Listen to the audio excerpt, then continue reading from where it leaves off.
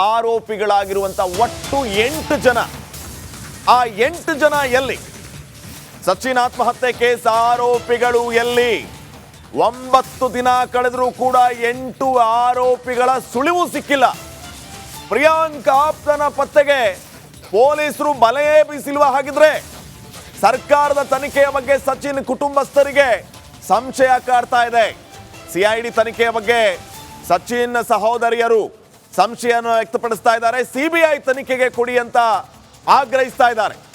CBI ತನಿಖೆಗೆ ಸಚಿನ್ ಸಹೋದರಿಯರು ಕೇಳಿಕೊಳ್ತಾ ಇರೋದು. ಪ್ರಿಯಾಂಕ್ ಆಪ್ತನ ಪತ್ತೆಗೆ ಪೊಲೀಸರು ಬಲೆ ಬೀಸಿಲ್ವಾ ಅನ್ನುವಂತಹ ಪ್ರಶ್ನೆ, ಕೇಸನ್ನ ಮುಚ್ಚಿ ಹಾಕುವ ಪ್ರಯತ್ನ ನಡೀತಾ ಇದೆಯಾ ಅನ್ನುವಂತಹ ಅನುಮಾನ, ಸರ್ಕಾರದ ತನಿಖೆಯ ಬಗ್ಗೆ ಸಚಿನ್ ಕುಟುಂಬಸ್ಥರಿಗೆ ಸಾಕಷ್ಟು ಅನುಮಾನಗಳು ಕಾಡ್ತಾ ಇದೆ. 9 ದಿನ ಆಯಿತು, 8 ಆರೋಪಿಗಳ ಸುಳಿವೂ ಇಲ್ಲ. ಈ ನಿಟ್ಟಿನಲ್ಲಿ ಪ್ರಯತ್ನ ಆಗ್ತಾ ಇದೆಯಾ? ಅದು ಕೂಡ ಪ್ರಶ್ನೆ ಕಾಡ್ತಾ ಇದೆ. ಸಿಐಡಿ ತನಿಖೆಯ ಬಗ್ಗೆ ಸಚಿನ್ ಸಹೋದರಿಯರಿಂದ ಬೇಸರ ವ್ಯಕ್ತವಾಗ್ತಾ ಇದೆ. ಸಿಬಿಐ ತನಿಖೆ ನಡೆಸಬೇಕು ಅಂತ ಕೇಂದ್ರ ಸರ್ಕಾರಕ್ಕೆ ಆಗ್ರಹವನ್ನ ಕೂಡ ಮಾಡಿದ್ದಾರೆ. ಸಿಬಿಐ ತನಿಖೆಗೆ ಸಚಿನ್ ಸಹೋದರಿ ಸುರೇಖಾ ಅವರು ಮನವಿಯನ್ನ ಮಾಡಿಕೊಂಡಿದ್ದಾರೆ.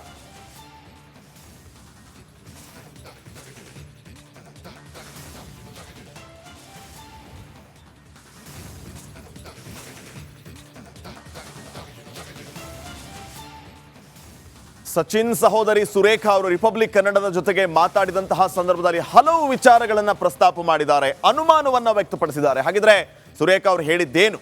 ಬನ್ನಿ ನೋಡ್ಕೊಂಬರೋಣ. ಬಡ ಗುತ್ತಿಗೆದಾರ ಸಚಿನ್ ಪಾಂಚಾಳ್ ಆತ್ಮಹತ್ಯೆ ಮಾಡಿಕೊಂಡು 9 ದಿವಸ ಆಯಿತು. ಈಗಾಗಲೇ ಅವ್ರ ಮನೆಯಲ್ಲಿ ನಾವಿದ್ದೀವಿ. ಇಡೀ ಕುಟುಂಬಸ್ಥರು ದುಃಖದಲ್ಲಿದ್ದಾರೆ. ಇವತ್ತು 9ನೇ ದಿನ ಕೂಡ ಆಚರಣೆ ಮಾಡಿದ್ದಾರೆ. 9 ದಿವಸ ಆಯಿತು. ಟೋಟಲಿ ಈಗಾಗಲೇ ಆತ್ಮಹತ್ಯೆ ಕಾರಣಭೂತರಾದ ಆರೋಪಿಗಳು ಎಲ್ಲಿ ಅಂತೇಳಿ ಕುಟುಂಬಸ್ಥರು ಪ್ರಶ್ನೆ ಕೇಳ್ತಾರೆ. ಸಿಐಡಿ ಅಧಿಕಾರಿಗಳು ಕೂಡ ಬೀದರ್ಕಾಗಮಿಸಿ ತನಿಖೆ ನಡೆಸ್ತಾ ಇದ್ದಾರೆ. ಅವ್ರ ಸಹೋದರಿ ಆರಂಭದಿಂದಲೇ ಸಾಕಷ್ಟು ಹೋರಾಟ ಮಾಡ್ತಾ ಇದ್ದಾರೆ. ಸಹೋದರನಿಗೆ ನ್ಯಾಯ ಸಿಗಲೇಬೇಕು, ಸಿಬಿಐ ತನಿಖೆ ಆಗಲೇಬೇಕು ಅಂಥೇಳಿ ಸಾಕಷ್ಟು ಕಣ್ಣೀರು ಹಾಕೋ ಮೂಲಕ ಇಡೀ ಕುಟುಂಬಸ್ಥರು ಹೋರಾಟ ಮಾಡ್ತಾ ಇದ್ದಾರೆ. ಅವ್ರು ಸುರೇಖಾ ಅವ್ರು ನಮ್ಮ ಸಂಗಟ್ಟಿದ್ದಾರೆ. ಮೇಡಮ್ ಅವರೇ, ಈಗ ಸಿಐಡಿ ಅಧಿಕಾರಿಗಳು ಕೂಡ ಬಂದಿದ್ದಾರೆ. ಅವ್ರು ಬಂದಿಂದು ಅವ್ರ ತನಿಖೆ ಇರ್ಬೋದು, ನಿಮಗೂ ಕೂಡ ಮಾಹಿತಿ ಸಿಗ್ತಾ ಇದೆ. ಸ್ಯಾಟಿಸ್ಫೈ ಇದೆ ಅಂತ ತೃಪ್ತಿ ಇದೆ? ಏನು ಹೇಳಿ ಸರ್, ಈಗ ನೋಡ್ರಿ, ನಮ್ಮ ಕರ್ನಾಟಕ ಸರ್ಕಾರ ಇಷ್ಟು 9 ದಿನ ತನಕ ತನಿಖೆ ಮಾಡೋದು, ಅಪರಾಧಿಗಳ ಹಿಡಿಯೋದಂತಂದ್ರೆ ಇದು ಯಾವ ಥರ ಸರ್ಕಾರ ನಡೀತಿದೆ ಅಂತ ನೀವು ಕೂಡ ನೋಡ್ಬೋದು ರೀ ಸರ್. ಈ ಥರ ಡಿಲೇ ಆಗ್ತಿದ್ರು 9 ದಿನದಾಗ ಇಂಥವು ಎಷ್ಟೆಲ್ಲ ಕೇಸ್ಗಳು ಆಗ್ಬೋದು. ಇವೆಲ್ಲ ತನಿಖೆ ಮಾಡಿ ಅವ್ರಿಗೆ ಅಪರಾಧಿಗಳಿಗೆಲ್ಲ ಅವ್ರಿಗೆ ಶಿಕ್ಷೆ ಕೊಡ್ತಾರಂತ ಏನು ಗ್ಯಾರಂಟಿ ಸರ್ ಹೇಳ್ರಿ ನೀವು? ಈ ಥರ ಒಂದು ಏನಂತಾರ್ರಿ, ನಮ್ಮ ತಮ್ಮ ಡೆತ್ ನೋಟ್ದಾಗೆ ಬರ್ದಿದ್ದಂಥ ಒಬ್ಬ ವ್ಯಕ್ತಿಗಳಿಗೆ ಹಿಡ್ದು ಅವ್ರು ಪ್ರಶ್ನೆ ಮಾಡ್ಲತ್ತಿಲ್ಲ ಅಂದಮೇಲೆ ತಿಳ್ಕೊರಿ ಸರ್ ಯಾವ ಥರ ಸರ್ಕಾರ ಇದೆ ಅಂತ. ಇದ್ರ ಮೇಲೆ ಅನಿಸುತ್ತಾ ಇಲ್ಲ ರೀ ಸರ್ ನಮಗೆ ನ್ಯಾಯ ಸಿಗ್ತದಂತ. ಅಂದ್ರೂ ವೆಯ್ಟ್ ಮಾಡ್ತೀವಿ ಸರ್. ಸಿಗಲಿಲ್ಲ ಅಂದರೂ ಸಿಬಿಐ ತನಿಖೆಗೆ ನಾವು ಹೋಗ್ತೀವಿ ಸರ್. ಅದು ಟೋಟಲಿ ಈಗಾಗಲೇ ಅಂದರೆ ಆರಂಭದಿಂದಲೇ ಸಿಬಿಐ ತನಿಖೆ ಆಗಲೇಬೇಕು. ಪ್ರಧಾನಮಂತ್ರಿಯವ್ರಿಗೆ ತಾವು ಮನವಿ ಕೂಡ ಮಾಡ್ತಾಯಿದ್ರಿ. ಅಧಿಕಾರಿಗಳು ಸಿಐಡಿ ಅಧಿಕಾರಿಗಳು ಬೀದರ್ಗೆ ಬಂದಿದ್ದಾರೆ, ಎಲ್ಲ ಕಡೆ ಪರಿಶೀಲನೆ ಮಾಡ್ತಾ ಇದ್ದಾರೆ. ನಿಮಗೂ ಕೂಡ ಕಾಲ್ ಮಾಡಿರಬೇಕು. ಮಾಡಿದ್ದಾರೆ ಸರ್. ಅದೇ ರೀ ಸರ್, ನಾವು ಫಸ್ಟ್ನೇ ದಿವಸ ಪೊಲೀಸರಿಗೆ ಬರ್ಲಕ್ಕೆ ಕೊಡಲಿಲ್ಲಲ್ರಿ ತನಿಖೆ ಮಾಡೋಗೋಸ್ಕರ. ಇವತ್ತು ಕಾಲ್ ಮಾಡಿದ್ರು, ನೀವೇನು ರೆಸ್ಪಾನ್ಸ್ ಮಾಡ್ತೀರಿ ಇಲ್ಲ ಅಂತ ಕೇಳಿ. ಇಲ್ಲ ಸರ್, ತನಿಖೆ ಕರೆಕ್ಟಾಗಿ ಮಾಡಿದ್ರು ರೆಸ್ಪಾನ್ಸ್ ಮಾಡ್ತೀವಿ ಅಂತ ಹೇಳಿವಿ ಸರ್. ಅಂದರೆ ವಿಶ್ವಾಸ ಇದೇನು ಮೇಡಮ್? ಟೋಟಲಿ ನಿಮ್ಮ ತನಿಖೆ ಕರೆಕ್ಟ್ ಆಗ್ತದೆ, ನ್ಯಾಯ ಸಿಗ್ತದೆ ಅಂಬೋದು ಒಂದು ಕಾನ್ಫಿಡೆನ್ಸ್, ಒಂದು ಭರವಸೆ ಮೂಡ್ತಾ ಇದೆ. ನೀವು ಗೊತ್ತಿಗೆ 9 ದಿವಸ ತನಿಖೆ ನಡೀತಾ ಇದೆ. ಇವಾಗ ನಿಮಗೆ ನ್ಯಾಯ ಸಿಗ್ತದೆ ಅಂಬೋದೊಂದು ಭರವಸೆ ಏನಾರ ಹುಡ್ತಾ ಇದೆ? ಡೇ ಬೈ ಡೇ ನಾವೇ ಕುಗ್ತಾ ಇದ್ದೀವಿ ಸರ್. ಅದು ನೋವು ನೋಡ್ಕೋತಾ ಅದು ನಮಗೆ ನ್ಯಾಯ ಸಿಗಲಿಲ್ಲ ಅಂತಂದು ಇನ್ನೂ ಕುಗ್ಗಬಹುದು ಅಂದ್ರೂ ಕೂಡ ಈ ಸಿಡಿಐ ತನಿಖೆಗೆ 1-2 ದಿವಸ ವೇಟ್ ಮಾಡ್ತೀವಿ ಸರ್. ಅವ್ರು ಕರೆಕ್ಟಾಗಿ ನಮಗೆ ಸ್ಪಂದನೆ ಮಾಡಲಿಲ್ಲ, ನಮಗೆ ರಿಸಲ್ಟ್ ಕೊಡಲಿಲ್ಲ ಅಂತಂದ್ರೆ ನಾವು ಮುಂದೆ ಹೋಗೋದು ಗ್ಯಾರಂಟಿ ಸರ್. ನೋಡಿ, ಜನಸಾಮಾನ್ಯರಿಗೆ ಕಾಡುತ್ತಿರುವ ಸಹಜವಾದಂತಹ ಪ್ರಶ್ನೆ ಏನಂತಂದ್ರೆ, ಈ ಪ್ರಕರಣದಲ್ಲಿ ಆರೋಪಿಗಳಾದವರ ಹೆಸರು ಏನು ಅಂತ ಎಲ್ಲರಿಗೂ ಗೊತ್ತಾಗಿದೆ. ಇವರನ್ನ ಹಿಡಿಯೋದಕ್ಕೆ, ಇವರ ಬಲೆ ಬೀಸೋದಕ್ಕೆ ಪೊಲೀಸರು ಯಾಕೆ ಇಷ್ಟೊಂದು ವಿಳಂಬ ಮಾಡ್ತಾ ಇದ್ದಾರೆ? ಹಾಗಿದ್ರೆ ಈ 8 ಆರೋಪಿಗಳು ಯಾರು ಅನ್ನೋದನ್ನ ನೋಡ್ತಾ ಹೋದ್ರೆ, ಈ ಪ್ರಕರಣದ A1 ಆರೋಪಿ ರಾಜು ಕಪ್ಪನೂರ್. ಈ ರಾಜು ಕಪ್ಪನೂರ್ ಎಲ್ಲಿ? ನಂದಕುಮಾರ್ ಪ್ರಚಾರ ಸಮಿತಿಯ ಅಧ್ಯಕ್ಷ, ಹಾಗೇನೆ ಗೋರಖನಾಥ್ ಸಜ್ಜನ್ ಆಳಂದ ತಾಲೂಕು ಪಂಚಾಯಿತಿಯ ಉಪಾಧ್ಯಕ್ಷ ಈ ಪ್ರಕರಣದಲ್ಲಿ ಆರೋಪಿ ಆಗಿರೋದು. ಹಾಗೇನೆ ಪಪ್ಪು ಪಾಟೀಲ್, ಈತ ರೌಡಿ ಶೀಟರ್. ಇದರ ಜೊತೆಗೆ ಮನೋಜ್ ಸೇಜ್ವಾಡ್, ಶಿವಸೇನಾ ಜಿಲ್ಲಾಧ್ಯಕ್ಷ ಈತ. ಹಾಗೇನೆ HM Vikas, managing director Unity Infobuild, ಈತನೂ ಕೂಡ ಈ ಪ್ರಕರಣದಲ್ಲಿ ಆರೋಪಿ ಆಗಿದ್ದಾನೆ. ಇದರ ಜೊತೆಗೆ ವಿನಯ್, ಪ್ರಾಜೆಕ್ಟ್ ಬಿಲ್ಡರ್ ಯೂನಿಟಿ ಇನ್ಫಾಲ್.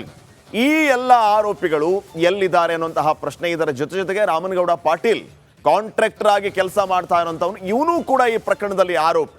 ಇದರ ಜೊತೆಗೆ ಸತೀಶ್ ರತ್ನಾಕರ್, ಈ 8 ಆರೋಪಿಗಳ ಬಗ್ಗೆ ಒಂದೇ ಒಂದು ಸುಳಿವು ಸಿಕ್ಕಿಲ್ಲ. 9 ದಿನ ಆಗಿದೆ. ಯಾಕೆ ಈ ರೀತಿಯ ವಿಳಂಬ ಅಥವಾ ಜಾಣ ಮೌನ? ಪೊಲೀಸರು ಈ ಕೇಸನ್ನ ಮುಚ್ಚಿ ಹಾಕುವಂತಹ ಕೆಲಸ ಮಾಡ್ತಾ ಇದ್ದಾರಾ?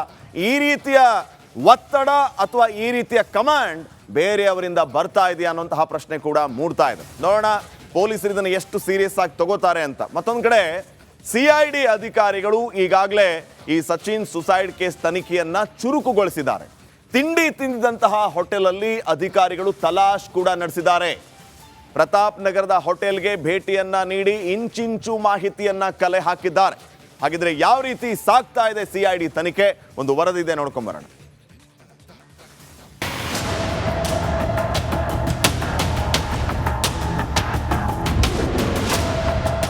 ಗುತ್ತಿಗೆದಾರ ಸಚಿನ್ ಸೂಸೈಡ್ ಕೇಸ್ ಹಲ್ಚಲ್. ಬೀದರ್ನಲ್ಲಿ CID ಅಧಿಕಾರಿಗಳ ತನಿಖೆ ಚುರುಕು. ಅಂದು ಡಿಸೆಂಬರ್ 26 ಸಚಿನ್ ಪಾಂಚಾಳ ಸೂಸೈಡ್ ಮಾಡಿಕೊಂಡಿದ್ರು. ಒಂದು ಕಡೆ ಗುತ್ತಿಗೆದಾರ ಆತ್ಮಹತ್ಯೆ ಕೇಸ್ ದಿನಕ್ಕೊಂದು ಟ್ವಿಸ್ಟ್ ಪಡೆಯುತ್ತಿದ್ರೆ, ಇತ್ತ CID ತನಿಖೆ ಚುರುಕುಗೊಂಡಿದೆ. ಸಚಿನ್ ಸಾವಿಗೂ ಮುನ್ನ ತಂಗಿದ್ದ ಹೋಟೆಲ್ಗೆ CID ಅಧಿಕಾರಿಗಳು ಭೇಟಿ ನೀಡಿ ಪರಿಶೀಲನೆ ನಡೆಸಿದ್ರು.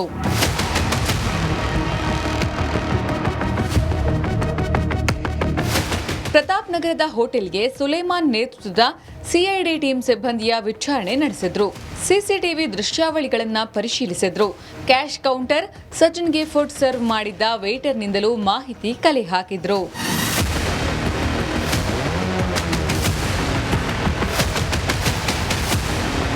ಸೂಸೈಡ್ ಕೇಸ್ ತನಿಖೆ ಚುರುಕುಗೊಳಿಸಿದ CID ಸರ್ಕಾರಕ್ಕೆ ತ್ವರಿತವಾಗಿ ವರದಿ ನೀಡಲು ಪ್ಲಾನ್ ಮಾಡಿದೆ.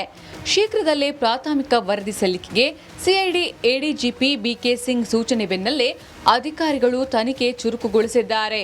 ಸರ್ಕಾರದ ತನಿಖೆ ಸಂಸ್ಥೆಯಿಂದಾದರೂ ಸಚಿನ್ ಕುಟುಂಬಕ್ಕೆ ನ್ಯಾಯ ಸಿಗುತ್ತಾ ಅಥವಾ CBI ತನಿಖೆ ಆಗುತ್ತಾ ಅನ್ನೋದನ್ನ ಕಾದು ನೋಡಬೇಕು. ಮಲ್ಲಿಕಾರ್ಜುನ ಮರಕಲೆ, ರಿಪಬ್ಲಿಕ್ ಕನ್ನಡ, ಬೀದರ್. ಇನ್ನಷ್ಟು ಅಪ್ಡೇಟ್ಸ್ ಕೊಡ್ತಾರೆ ಪ್ರತಿನಿಧಿ ಮಲ್ಲಿಕಾರ್ಜುನ್. ಈಗ ನೇರ ಸಂಪರ್ಕದಲ್ಲಿ ಜಾಯ್ನ್ ಆಗಿದ್ದಾರೆ. ಮಲ್ಲಿಕಾರ್ಜುನ್, ಗಮನಿಸ್ತಾ ಇದ್ವಿ, ಅವರ ಸಹೋದರಿಯನ್ನ ನೀವು ಮಾತಾಡ್ಸಿದ್ರಿ. ಡೇ ಬೈ ಡೇ ಆತಂಕ ಹೆಚ್ಚಾಗ್ತಾ ಇದೆ. ಇವರ ತನಿಖೆಯ ಮೇಲೆ ನಮಗೆ ನಂಬಿಕೆ ಹೋಗ್ತಾ ಇದೆ. CBI ತನಿಖೆ ಆಗಬೇಕು ಅನ್ನೋಂತಹ ಆಗ್ರಹ ಅವರಿಂದ ಕೇಳಿ ಬರ್ತಾ ಇತ್ತು. ಇನ್ನು ಯಾವೆಲ್ಲ ವಿಚಾರಗಳನ್ನ ಅವರು ಪ್ರಸ್ತಾಪ ಮಾಡಿದ್ರು? ಯಾಕೆ CID ತನಿಖೆ ಮೇಲೆ ಅವರಿಗೆ ಅನುಮಾನ?